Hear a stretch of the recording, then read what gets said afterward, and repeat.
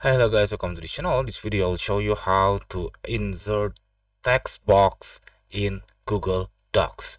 So here I open my Google Docs. Now I will show you how to insert the text box in front of these text.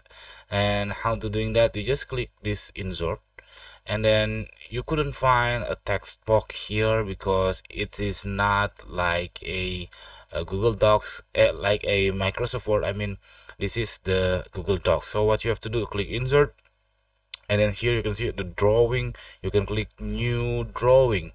You can click new drawing, and then here you can see this is a text box option on the drawing, and then you just drag the rectangle like this, and then you put, for example, insert text.